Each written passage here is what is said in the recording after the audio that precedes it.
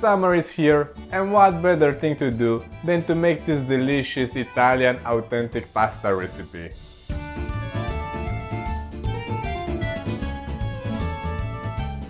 We're gonna use fresh herbs from the garden because the secret of a delicious dish is the freshness of the ingredients. So let's begin by setting up the mood, and then we're gonna start cooking this delicious meal.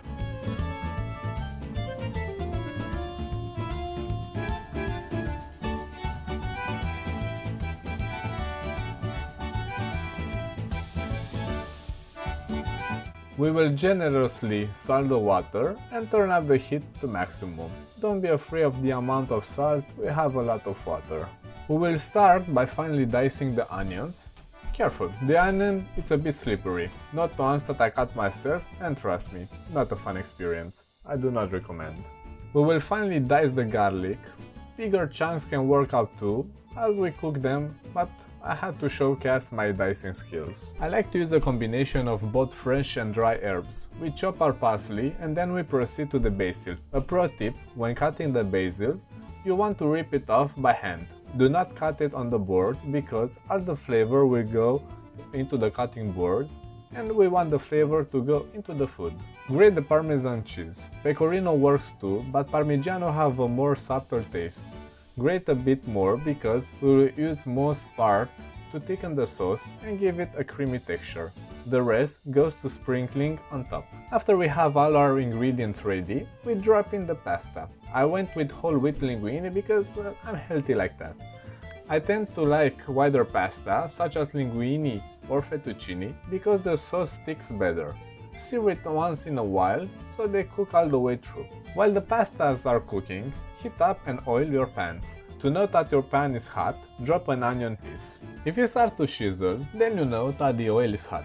So the next step will be to drop in the onions. We let them cook for a couple of minutes and throw in the mushrooms. I usually go with fresh mushrooms, but I was too lazy and used the canned ones. Sliced too.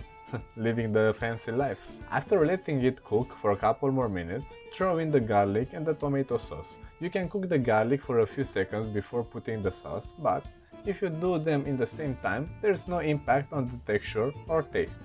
Turn the heat to low. We stir them together and then we'll add the dry herbs, salt and pepper. We will add the Parmigiano to thick up the sauce and give it an amazing taste. The more Parmigiano you use, the thicker and pinkier it will get. Oh my goodness, the smell is absolutely fantastic. Add your drained pasta to the mixture and mix it together so that every single pasta will be finely covered in this amazing, delicious sauce. So there you have it, one of my favorite pasta dish recipe. You can add some bell peppers or some cherry tomatoes to make it even more beautiful. As we always say, keep it simple, keep it delicious. Enjoy! Bellissimo! If you guys enjoy my content, subscribe to my channel. There's gonna be more videos coming and they're gonna get better and better. Until then, arrivederci!